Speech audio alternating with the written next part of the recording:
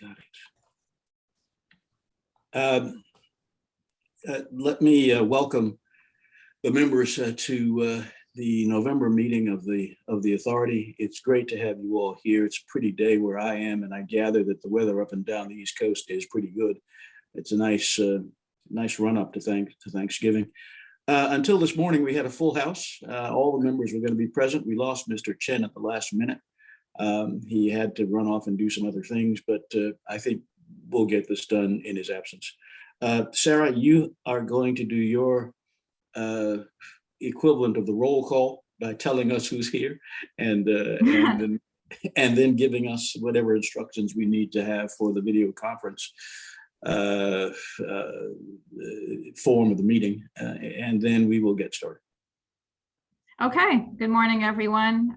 We are able to participate fully by conference call now pursuant to legislation that was enacted in September, and that is what we are doing. So we have all the members except one, as the chair mentioned, joining us via Zoom. So that's Al Carney, John Johnson, John Gardner, Beryl Snyder, Jerry Romsky, Janice McKinney, Joan Sullivan, Adrian Swazerski, Ken Evans, and Phyllis Morris. And from DASNY staff, we have our president, Ruben McDaniel, Paul Koopman, Kim Ellis, Nadine Fontaine, Caroline Griffin, Ricardo Salomon, Portia Lee, Matt Bergen, Dina Amodio, Jeff Arnold, Alex Sordine, Craig Schreivogel, Dave Ostrander, Jeff Gordon, Karen Ellinger, Kathy Ebert, Maria Carrasco, Diane Folletti, and myself, Sarah Richards. Joining us from Bond Council, we have Chris Reitzel. Sunny Williams, I believe, is on the line as well. And it appears one member of the public has joined us. And that is it, I believe, Mr. Chair. I don't think I missed anyone, so I will turn it back to you. I'll give the person you may have missed a chance to let you know that. No. Okay, so you didn't miss anybody. Congratulations. I sometimes forget to do this. These meetings are extremely important, and that we have this many of the members present, in my head, represents individual sacrifices that are important to note. We do good work, I think, and it's good work that we need to continue to do. The more often we can have full representation of the membership, the better this machine will operate. And I look forward to the new year when we can get together face to face for the first time, both in Albany and in New York City. The agenda for the meeting first calls for the review of the minutes and, if appropriate, approval. The members have had a chance to read the minutes. Are there any proposed corrections, revisions? Hearing none, may I have a motion, please, to approve the minutes? It's Joan. I motion to approve them. Joan, second now. And the second is from Jerry? Yes. Okay, thank you very much. All in favor, we're going to do it this way. All in favor, please indicate with aye. Aye. Aye. Are there any opposed? Aye. As there are none opposed, are there any abstentions?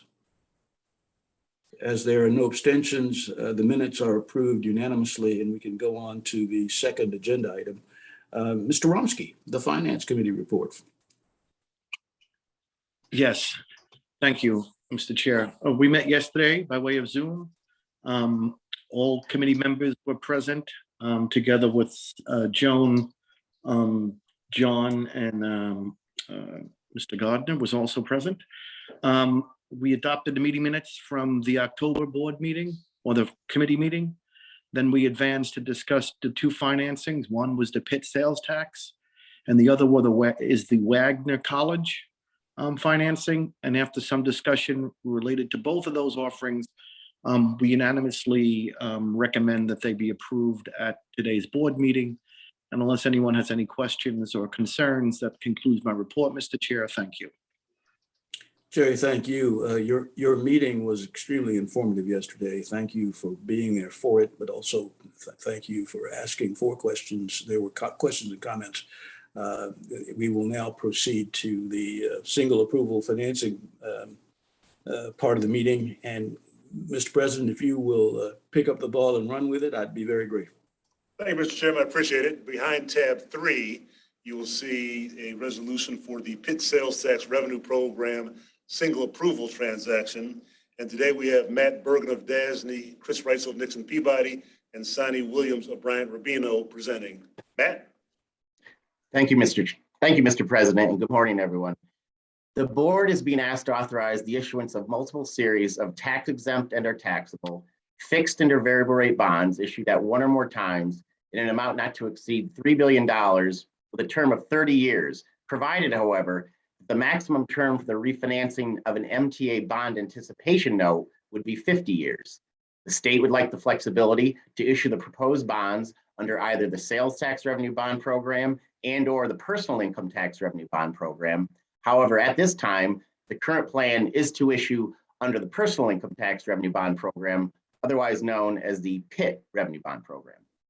The authorization is for new money, refinancing and refunding purposes, and the new money portion is estimated at approximately $1 billion and may include capital projects for the Office of Mental Health, the Office for People with Developmental Disabilities, and the Office of Addiction Services and Supports, capital projects for upstate community colleges, funding for various environmental initiatives, funding for state and municipal facilities grants, otherwise known as SAM grants, funding for economic development projects and or grants, and funding for healthcare grants.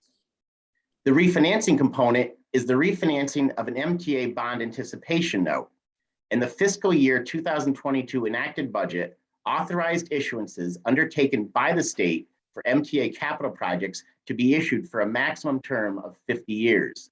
And to provide some background, the state directly contributes to the MTA's capital plan, and the pandemic has adversely affected the credit ratings of the MTA Transportation Revenue Bond Program, which increased their cost of borrowing. As a result, the state will issue PIT and or sales tax revenue bonds to fund the state's portion of the MTA's capital plan. Previously, the financial plan assumed that the capital projects would be bonded for by the MTA, but funded by the state through additional operating aid. In addition, this authorization also looks to cover the refunding of certain bonds issued under various state-supported debt programs. And I did want to acknowledge that we have not yet issued bonds for the refunding authorization that we received in September. Under security, both the sales tax revenue bond program and the personal income tax revenue bond program are secured by semi-annual payments to be made pursuant to financing agreements between DASNY and the Division of the Budget. For the sales tax revenue bond program, security also includes a set aside of 2 cents or 50% of the state's 4% sales tax pursuant to statute and deposited in the sales tax revenue bond fund. When looking at the personal income tax revenue bond program, the security features also include 50% of the receipts from the New York personal income tax, 50% of the employer compensation expense tax, and 50% of the receipts from the imposition of the pass-through entity tax, which shall be deposited into the Revenue Bond Tax Fund, also known as the RBTF. To give some background on the PIT program, when issuing under the PIT program, proposed bonds are special obligations of DASNY secured by DASNY's pledge of the financing agreement payments to be made by the state to DASNY subject to appropriation. The source of the financing agreement payments are certain tax receipts collected by the state of New York and required by the PIT Enabling Act to be deposited in the RBTF. DASNY expects that the state will make such annual appropriations. However, if no such appropriation is made, all the receipts from the withholding components shall be deposited in the RBTF until aggregate amounts on deposit in the RBTF equal the greater of 40% of the aggregate of the receipts from personal income tax, the receipts from the imposition of the employer compensation expense tax, and the receipts from the imposition of the pass-through entity tax, or $12 billion. And such amounts will be locked in the RBTF and remain unavailable to the state for other purposes. And just to provide some context, the average annual PIT debt service for fiscal years 2022 and 2023 is approximately $5 billion, and that's annually. For this fiscal year ending March 31st, 2022, the debt service coverage on all outstanding state personal income tax bonds is projected to be 6.4 times total debt service. and the debt service coverage on all outstanding sales tax bonds is projected to be 5.6 times total debt service. And finally, the expected ratings of either program are AA2, AA+, and AA+. And now, Mr. President and Mr. Chairman, I would like to hand the presentation over to Chris Reitzel and Sunny Williams. Chris, Sunny, it's Al Carney. Welcome. It's good to have you both. Thank you, Mr. Chair. Just following up on something you said earlier, I think we appreciate how important these deals are to the state, and I know Sunny and his team feel the same way that we at Nixon feel, which is very much appreciate the opportunity to participate in these transactions. So good to have you, Chris. It really is. And thank you for saying that. Thanks.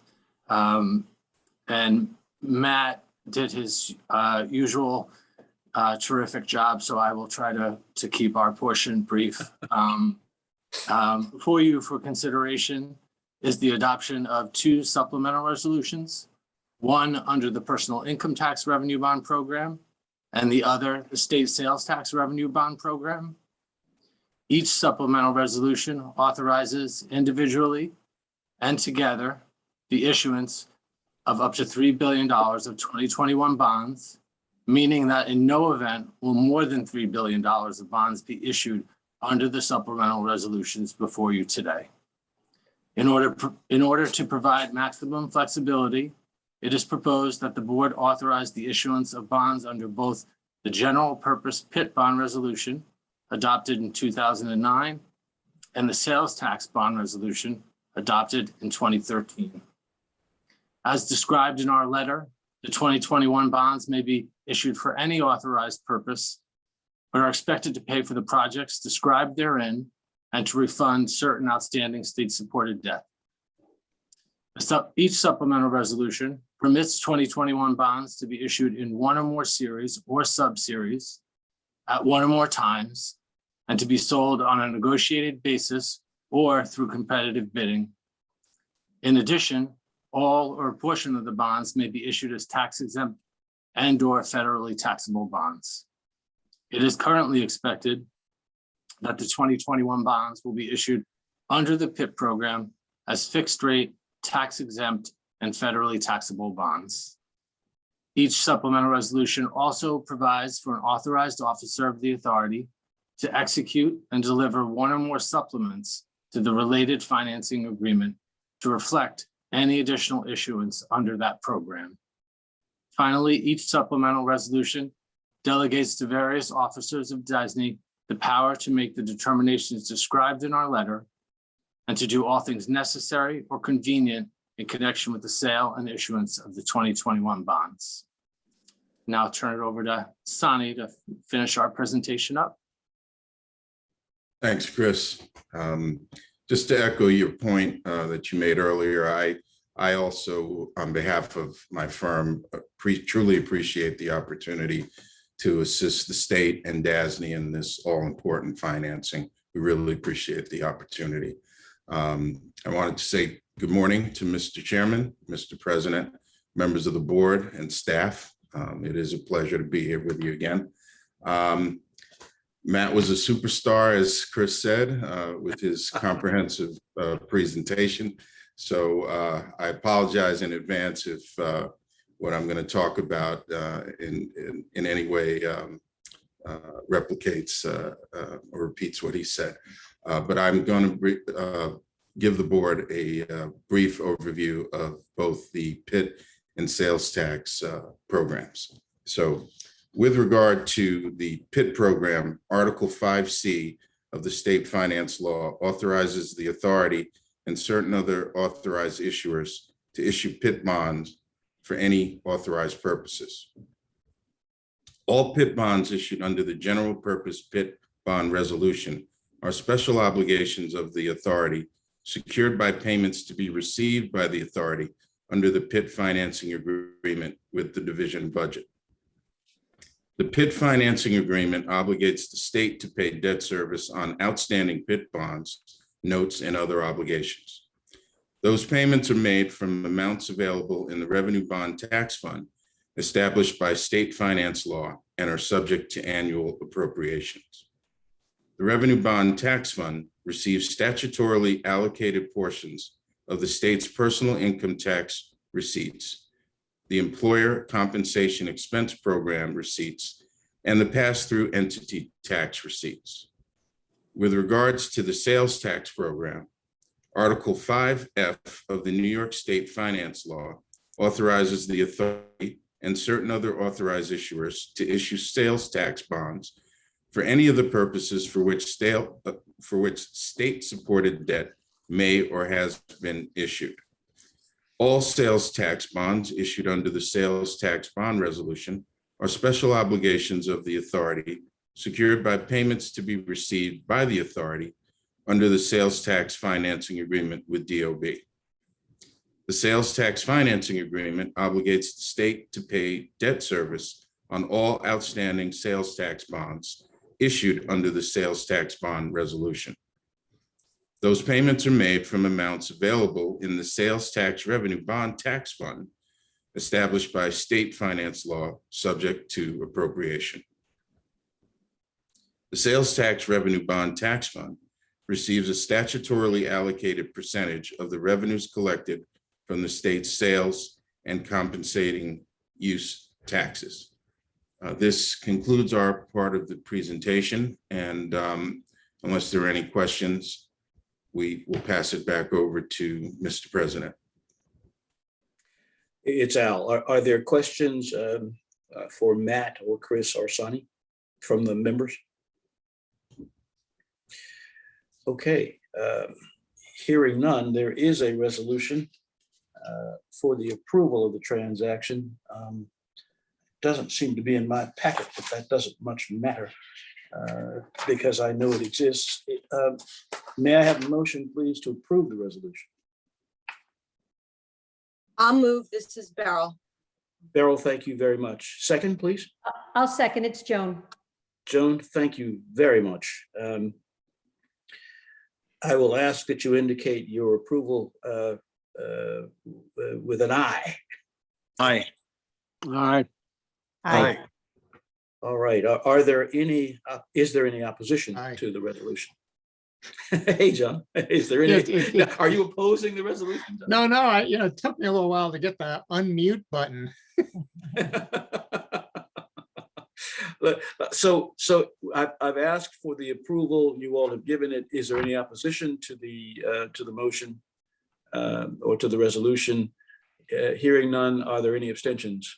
Hearing none, then the resolution passes unanimously. It's a single approval, so we're off to the races. Thank you all very much. Thank you, Mr. Chairman. Mr. President. Thank you, Mr. Chairman. I'm so wait, before we go on, Sunny, would you please give Seth Bryant my regards and wish him a happy Thanksgiving. We've not seen him in a while. It's great to have you, but let Seth know that I appreciated very much the quality of this letter, which you all produced along with Chris Reitzel. It was a great piece of work. Thank you. Thank you, Mr. Chairman. I definitely will do so. And All right. happy Thanksgiving to everyone on the board and staff. Thank you. Thank you, sir. Mr. President. Thank you, Mr. Chairman. Behind tab 4 is a presentation for Wagner College transaction. Before I turn over to Dave Ostrander, he will tell you that Wagner was a client of ours back in the early 2000s, went away from us to issue through Build NYC, and now has come back to DASNY as their conduit. This is significant because the reason they came back is all the work that was done under one DASNY and simplifying some of the requirements that DASNY imposed on some of his private clients, and the great work that Portia Lee and her group in public finance did of letting the financial advisor community as well as the issuing community know what we had done, how we loosened those regulations up, and how we were trying to be more market friendly. I've spoken to the financial advisor for this transaction. She was very impressed with the work that was done through that process and is the one who really advocated for DASNY to be the conduit. So I just want to highlight that the staff did an excellent job of taking the work that this board and the staff had done to simplify our processes and translate that into real success with a client coming back to us. With that, Dave Ostrander. President, and good morning, everyone. The staff report provided to the members presents one or more series of tax exempt and or taxable fixed and or variable rate bonds in an amount not to exceed 110 million with maturities not to exceed 35 years on behalf of Wagner College. Wagner is a private liberal arts college located on Staten Island, offering undergraduate and graduate degrees to approximately 2,000 students in areas such as business, nursing, and education. As Ruben mentioned, this will be the first new issuance of bonds by Wagner College through DASNY since 2009. Wagner last came to the market in 2012, issuing bonds through Build NYC Resource Corporation. And the college made the decision at that time to finance away from DASNY, mainly due to the security requirements for BBB rated credits. So as Ruben mentioned, the DASNY shift to market-based financing guidelines is really the main reason that Wagner has decided to bring this financing to the board today. Proceeds from the proposed issuance will be used for both new money and refunding purposes. Approximately 60 million in proceeds will be used to finance the costs associated with various renovation and deferred maintenance projects located across the Wagner campus.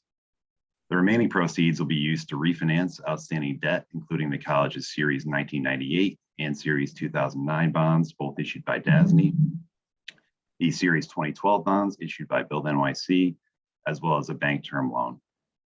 As I'll describe in more detail, the financing of new money projects will address much needed deferred maintenance projects, while the refunding component will assist the college in restructuring its outstanding debt to achieve level debt service and more favorable security, while also providing interest rate savings.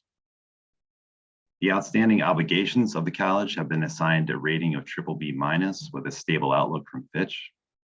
With this investment grade rating, Wagner does meet the requirements under DASNY's financing guidelines for the bonds to be issued as a general unsecured obligation of the college with no security interest in any revenues or assets of the college.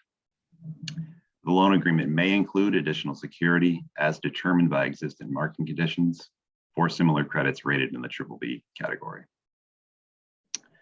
Wagner has reported positive operating results in 4 out of the last 5 years, averaging 2.2 million annually during that time. The colleges have been able to maintain those positive margins despite a decline in full-time equivalent enrollment, which has decreased by 14% over the last 5 years. Between fall of 2019 and fall of 2020, FTE enrollment declined by 5.2%, which was mainly due to the impact of the COVID-19 pandemic. Following a hybrid of in-person and remote instruction for the fall of 2020 and the spring of 2021 semesters, the college has returned to full in-person instruction for fall of 21 with enhanced health and safety protocols. Wagner's balance sheet reflects growth in financial resources. The college's unrestricted net assets have increased by 13.6 million or 68% since fiscal year 2016, primarily due to operating surpluses, as well as net investment appreciation. While financial assets have grown in recent years, Wagner's net property, plant, and equipment has declined. The low level of investment in the college's facilities over the last 5 years is evidenced by an average capital spending ratio of 0.3 times, which is below the DASNY median of 0.8 times. The college has substantial capital needs in the near term, much of which will be addressed with the new money proceeds from the proposed issuance. The refunding portion of the transaction will allow the college to restructure its outstanding obligations to achieve overall level debt service. In addition, more favorable security requirements are expected through the proposed refunding if market conditions allow. For example, while a pledge of revenues is likely in the BBB category, a mortgage and a debt service reserve fund may not be required by investors. The proposed refunding will also provide savings, assuming current market conditions, total net present values and savings in the range of 1.5 million or 3.8% of the refunded bonds is expected from the proposed refunding. So in summary, the proposed financing will assist the college in addressing its capital needs through the financing of deferred maintenance and renovation projects, while also restructuring its existing debt to achieve level debt service and cash flow savings. In addition, by coming back to issue through DASNY, Wagner will benefit from DASNY's market-based financing guidelines by refunding its outstanding debt to provide more favorable security requirements that will ultimately benefit the college. Mr. Chairman. Thank you very much, David. Are there questions for this group with regard to the transaction? Hearing none, may I have a motion, please, to approve it? I'll make that motion now. Thank you, Jerry. Is there a second? I'll second. It's Joan. Joan, thank you very much. All in favor, please indicate with aye. Aye. Aye. Are there any opposed? Are there any abstentions? Hearing none. The motion is approved unanimously. The resolution, the transaction is approved. And thank you all very, very much. The next agenda item is the Corporate Governance Committee report. Chairman Johnson. Well, good morning, everyone. The Governance Committee met yesterday afternoon, and the first thing we did was review our minutes of the meeting from March 2nd, 2021, which seems like an endless time ago, but maybe it's not. No. And they were approved, and we proceeded. We heard a presentation from our president on executive compensation, and that requires action of the whole board. So I'm going to ask Ruben to please fill in the board on that. I believe the memorandum was circulated to everybody in advance, but Ruben, thank you. Great. Thank you, Chairman Johnson. Good to see you today.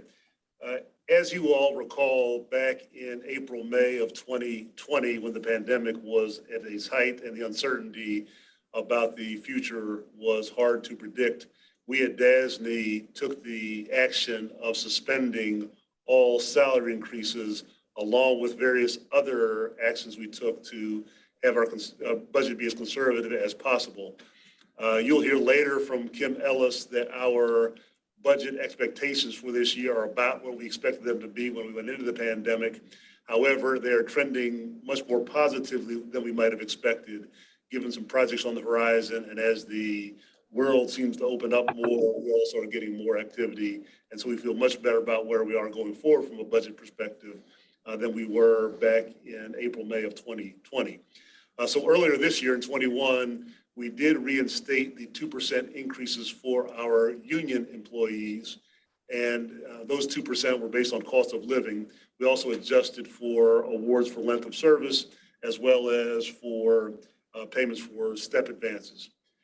We did not do that for our MC employees. Just for reference, we have between 80 and 85 employees that are management or confidential or some combination of them both. So they did not receive any increase. We decided over the past 45 days of reviewing the budget that it made sense for us to now look at making those increases. And so we will recommend to the board and ask your approval to increase our confidential employees' salaries. Those are titles below director. A 2% COLA, cost of living increase, going back to 2020, of April of 2020. Full payments of the advances for the 2 years, and longevity awards capped at $600. For management employees, which is above director but below the staff officers, we're recommending a 2% cost of living increase back to April of 2021, and 1 year of advances rather than 2, with longevity awards still being capped at $600. And then finally, for the staff officers, we are recommending a 2% cost of living increase, but no advances or longevity payments. Again, balancing our fiscal responsibility with our commitment to our employees to continue to keep up with the cost of living. We think this is prudent. This will be a subset of the budget adjustment request in Kim Ellis's financial report later in the afternoon. So thank you, Chairman Johnson. That's my report. Is it our intention to pass the resolution recommended during Kim's report or now? We're going to try to do it. We're going to try to do it now, Mr. Chairman. Okay. So does anybody have? I'm sorry. Does anybody have any questions on Ruben's report? Hearing none, do I hear a resolution to that effect? I'll move it, Mr. Chairman. Okay. And I'll is there a sec- second it. I'll second it, Beryl. Okay, thank you, Beryl. We've got to say yay or nay. We just can't say if we're opposed. I Everybody in gather we favor, should, yes. we should. Aye. I heard a lot of ayes. Aye. Any opposition? Aye. I don't hear any opposition, so the resolution is passed as presented. And We unanimous. also, unanimously, yes. We also, at the governance committee meeting, reviewed on an annual basis, the effort we began a couple years ago to try to reduce the amount of routine materials that would get forced upon us in the March meeting. And we went over the governance charter, the mission statement, and guidelines pertaining to the acquisition and disposal of property. And Sarah Richards filled us in. I believe that the board today only has to act on one measure, but Sarah would be able to tell the board exactly what the progress was that were made on those items. Sarah? Sure, thank you, Mr. Chair. The governance committee did meet yesterday. There were a couple of items up for annual review of the committee only. That was the corporate governance committee charter and the governance principles. The committee undertook the annual review of those items and agreed that no changes were needed and no action by the full board is required on those. We then took a look at the mission statement and performance measures, including the metrics to quantify performance goals and measurements. A black-lined copy of proposed changes to the metrics was included in the board materials. And you'll see some minor changes made there, which generally are to bring the language current with practice and current existing law. So that's what those changes primarily consisted of, and you can see that in the black line copy that was included.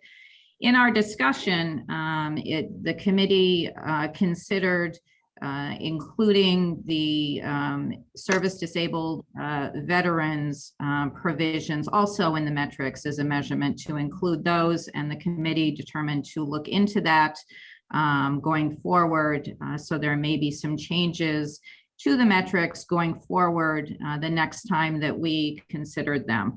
So appreciate that issue being raised, but for now, the changes remain for the full board consideration as seen in the black line copy included with the board materials. So with that, Mr. Chair, we do need a resolution from the full board to approve those changes to the metrics. Thank you, Sarah. Any questions for Sarah? Want to thank Joan for raising the service disabled veterans matter for the committee's consideration. Thank you very much, Joan. And we will get that going as quickly as possible. The next time the governance committee meets, I'd like to think that we can actually look at whatever changes are deemed by staff to be necessary. Thank you, Al. Do I hear a motion to accept the resolution as presented?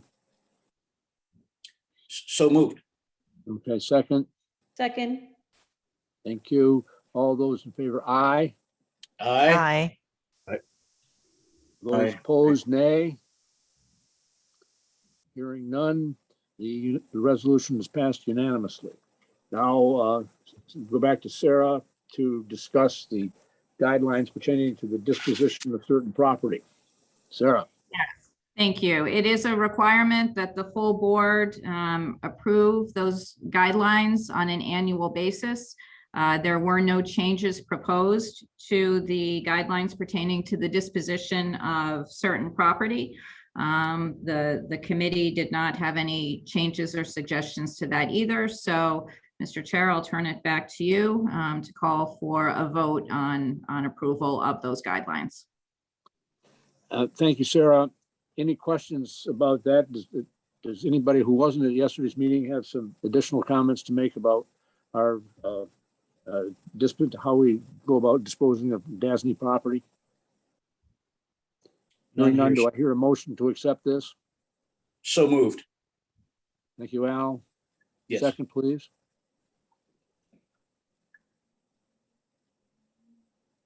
It's Joan, I'll second. Okay, thank you, Joan. All those in favor of the resolution, answer with aye. Aye. Aye. Aye. Any opposed with a nay? Hearing none, we've agreed unanimously to maintain the status quo. Thank you. And I think that does it for us, Al. That, okay?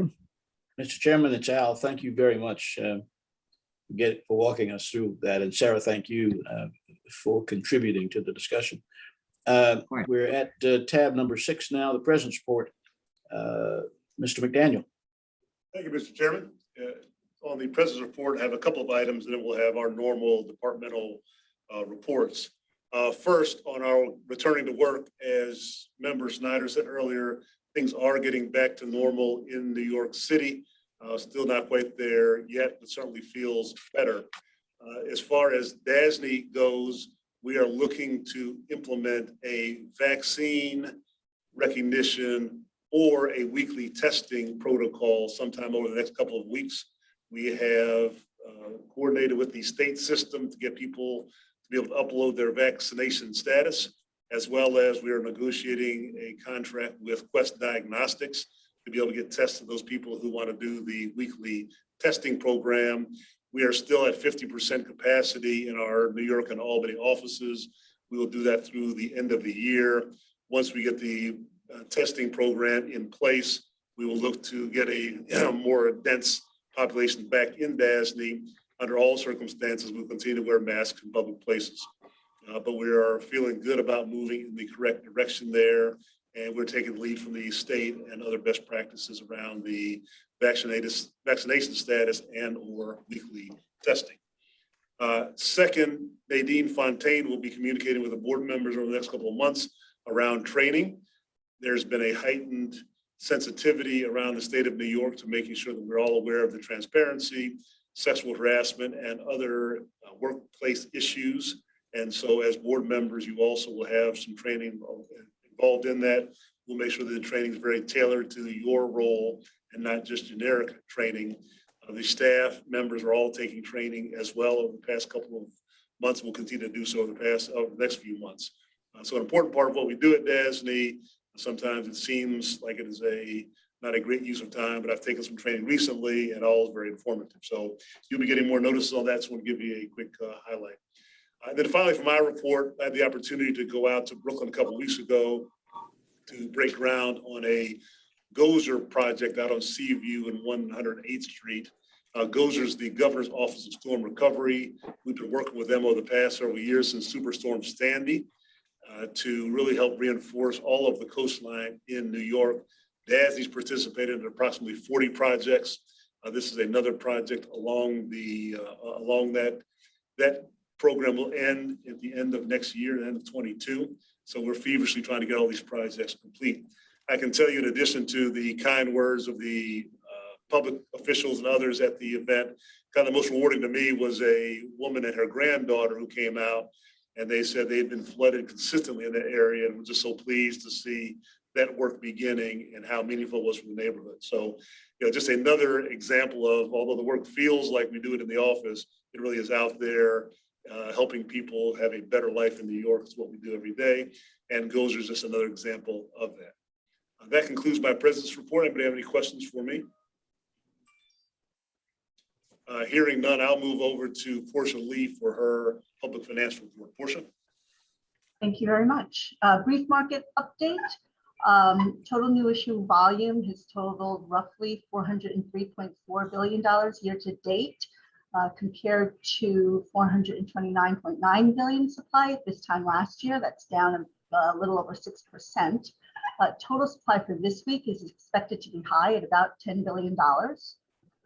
Taxes and bonds were stronger yesterday, Tuesday, with both the 10-year and the 30-year AAA MMD yield decreasing by 5 basis points to a 1.08% and a 1.53% respectively.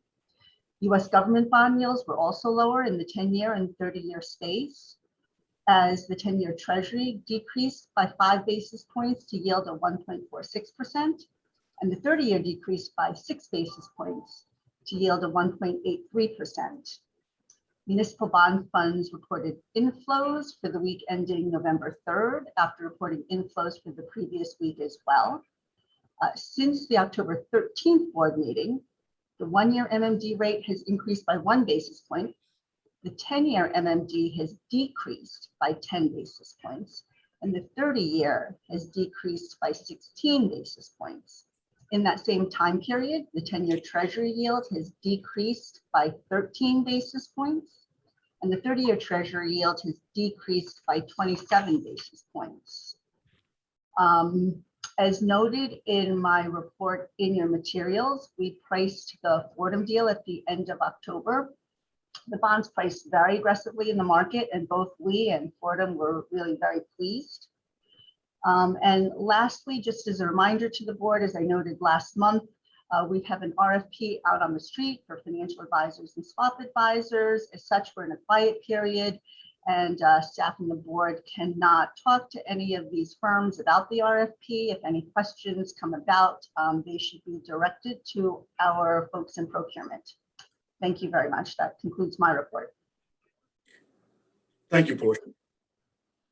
I will now move on to Steve Curl for the construction report. Steve? Thank you. Good morning. I want to just bring you up to speed on a couple of our programs. I'll start with Suny. 4 capital projects that were previously suspended are resuming, beginning as soon as December of this year. The projects include Smith Hall at Suny Cortland. This is a $15 million project.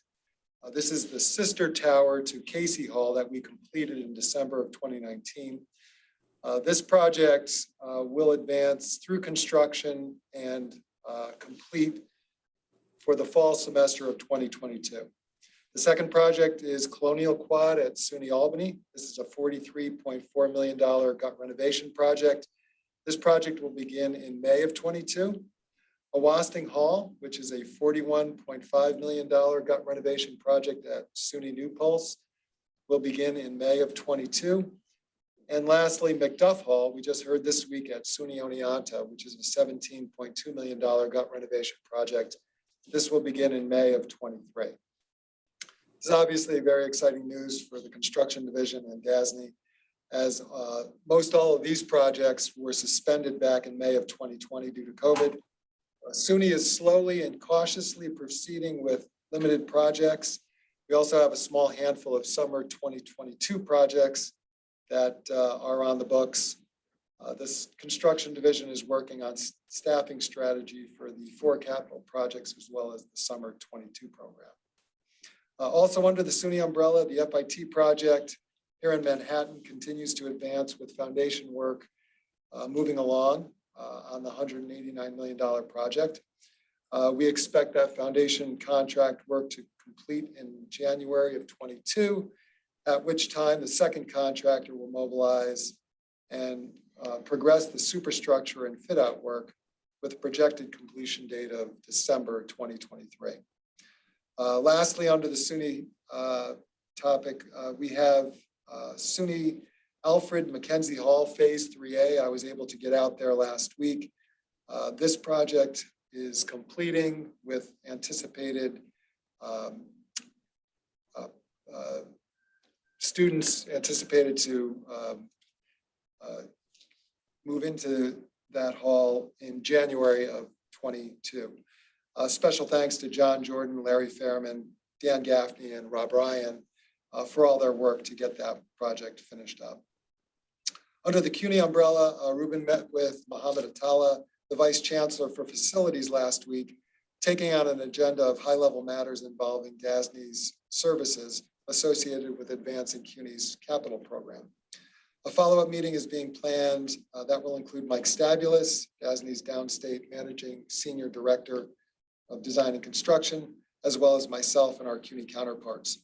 On the project side, the $95 million Lehman College School of Nursing is advancing with heavy civil and foundation work progressing. That work is anticipated to complete in the first quarter of 2022, and the superstructure work will advance after that. The CUNY workload remains consistently heavy, and our CD staff are working diligently to progress the program. Just quickly over to OMH, the Central New York Psychiatric Center. I was able to visit this phase one $40 million project last week. This work is just commencing construction. This is a very complex project with work taking place in an occupied forensic psychiatric hospital. A phase two, which is $60 to $70 million project, will follow completion of phase one. Western New York Children's Hospital, the construction documents are being completed for this $40 million project, and this project is expected to move to bid in Q1 of 22. And the Mid-Hudson Forensic Hospital, the $400 million project, is moving through the schematic design phase. This is a second attempt to meet the project budget. And there's a fair amount of work activity at the other OMH campuses, including Buffalo, Rochester, Mohawk Valley, St. Lawrence, Rockland, Brooklyn, Hutchings, Creedmoor, Pilgrim, and Sagamore. Just a couple of quick updates on a few other programs. Under NYCHA, there are only 2 projects remaining in the $100 million program. So DASNY is winding this program down, should be finishing up at the end of this year, we hope. Under GOZER, as Ruben mentioned, many projects advancing through construction with that anticipated September 22 program completion end date.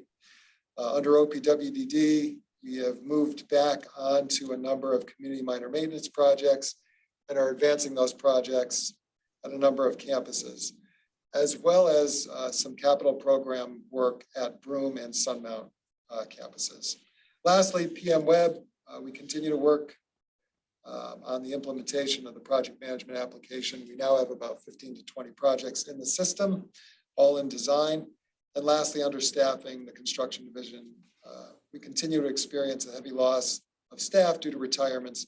Our HR department is doing great work and helping us to recruit for some of those positions. And that concludes my report, Al. Steve Tal, thank you very much. I enjoy your reports. The photographs on the first page of your report, Manhattan Community College, we are done with that project. We're out of that now. We are, yes. Okay, thank you very much then for including the pictures. Some of the perspectives are beautiful. It's very proud of this. I walk by there occasionally. That's even another part of my life, and it's I've walked up on the campus to take a look. Thank you very much for including these. You're welcome. Thanks. Al, I had the opportunity to actually use Moynihan Station a couple of weeks ago, and I realized that was done a number of months ago. But I just wanted to compliment Steve. I mean, the building is really beautiful, and it really is functioning well, and so thank you for that. They need a few more information booths. People get, because it's so big and it's so beautiful, and there's so much to see and do there, people actually don't quite know where to go to get the information that they need. I was in the station 2 weeks ago and just took a minute and helped a woman who was completely confused. Yeah, to get to where she was trying to get.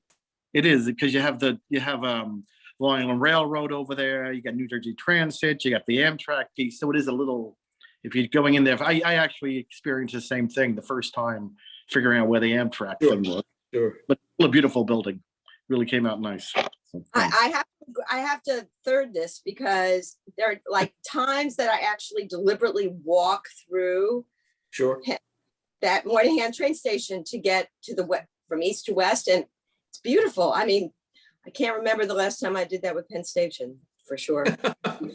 Well, it's dark in Penn Station. Yeah. No incentive.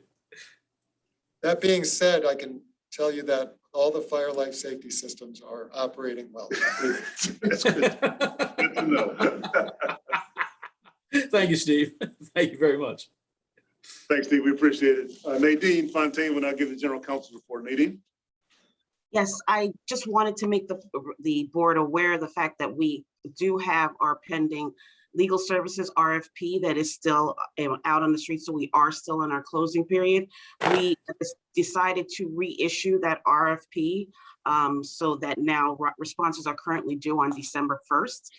So during that period of time, if questions come to you regarding the procurement, they should be directed to our designated contact, David Finichow, over in the procurement team shop. While the procurement is still pending, we do have our legal services outside counsel engagements are still current and will be current until January 31st. So we still have coverage for existing law firms on all 8 different panels of services, outside counsel services that we currently need. But that procurement has been reissued. Terrific. Terrific. It's great news. And as Ruben mentioned earlier, we will be in contact regarding live training for the board. The governor issued an executive order 10 requiring live training, live ethics training. We're also extending that to include sexual harassment training in light of her press release that also required that as well. So we will be in touch. We're coordinating and working with GOER, the Governor's Office of Employee Relations, and also with JCOPE to determine what they're doing as far as engaging a vendor, or if they're doing anything with respect to live training. And I'll supplement my reports as soon as we get more information on that. Nadine, it's Al. For the avoidance of doubt, the live training will be electronic, computer training. Well, similar to the way we're conducting this meeting right now, we should be able to do it remotely as long as the individuals are present live. You're not looking at a recording and pushing a button. It has to be given by a live individual. Thank you. Thank you, Nadine. Appreciate that. We'll now move on to our financial report with our CFO, Kim Ellis. Kim. Thank you, Ruben. As Ruben previously mentioned, in connection with our mid-year financial review, staff is requesting an increase to the 21-22 operating budget. The increase reflects anticipated expenses related to the backfill of several critical positions, the implementation of salary increases for MC employees that was approved by the board earlier in the meeting, and retirement contributions that are higher than originally budgeted due to a 27th payroll in the period, which wasn't taken into account when the budget was prepared. As a result, staff is proposing an increase of $1.4 million for the 21-22 operating budget. And as noted in my memo, the projected deficit, which reflects items in the proposed budget amendment, has changed the projected results for 21-22 from a $4.8 million deficit in the adopted financial plan to a projected deficit of $5.4 million in the most recent update. This increased deficit is attributable to the measures put forth today related to salaries and benefits, and we anticipate total maintenance and operations to be on budget with what was originally adopted. Any questions?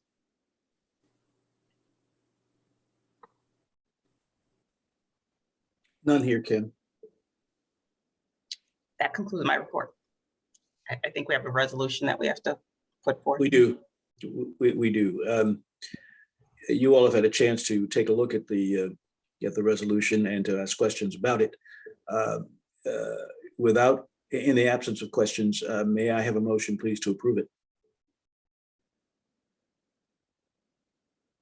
I'll second it. Thank you. Was it Beryl or Joan who moved it? Beryl. Thank you, Beryl. And Jerry, thank you very much for the second. All in favor, please indicate with aye. Aye.